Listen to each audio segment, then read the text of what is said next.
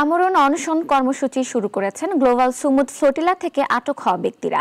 তাদের ইসরায়েলের কারাগারে অপরাধীদের সঙ্গে নোংরা পরিবেশে রাখা হয়েছে। এদিকে শেষ জাহাজটি আটকের পর আরও 9টি নৌযানের ত্রাণ নিয়ে গাজার পথে থাকার কথা জানিয়েছেন ফ্রিডম ফ্লোটিলা কোয়ালিশন।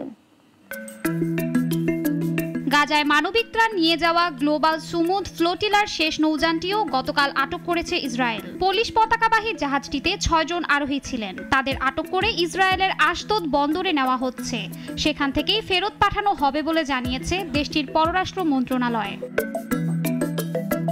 এদিকে ইসরায়েলি অবরোধ ভাঙার নতুন উদ্যোগ নিয়েছে আন্তর্জাতিক জোট ফ্রিডম ফ্লোটিলা কোয়ালিশন। তারা ঘোষণা দিয়েছে গাজার পথে রয়েছে 9টি নতুন নৌযান। এই নতুন বহরে রয়েছেন সাংবাদিক, চিকিৎসক এবং মানবাধিকার কর্মীরা। বাংলাদেশের আলোকচিত্রী শহীদুল আলম জানিয়েছেন তিনিও কনসায়েন্স নামের একটি জাহাজে যোগ দিয়েছেন, যা এই নতুন অভিযাত্রার অংশ হবে। আমরা এই মুহূর্তে একমাত্র এই 9টা যানবাহন যেগুলি মুক্ত রয়েছে সেভাবেই আমাদের পরিকল্পনা ছিল যে ওদের উপর কিছু হলেও আমরা যাতে এগিয়ে যেতে পারি।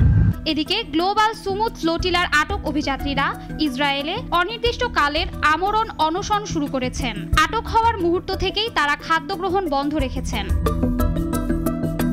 কিন্তু ইসরায়েলের জাতীয় নিরাপত্তা মন্ত্রী ইতমার বেন গিভর সামাজিক যোগাযোগ মাধ্যমে লিখেছেন, এই আটক কর্মীদের মুক্তি নয়, কারাগারে পাঠানোই উচিত। মার্কিন সংবাদ মাধ্যম সিবিএস নিউজের দাবি, গত মাসে গাজামুখী এই বহরের 2টি জাহাজে ড্রোন হামলার অনুমতি দিয়েছিলেন ইসরায়েলি প্রধানমন্ত্রী বেনিয়ামিন নেতানিয়াহু। শাশ্বতী সরকার, নাগরিক।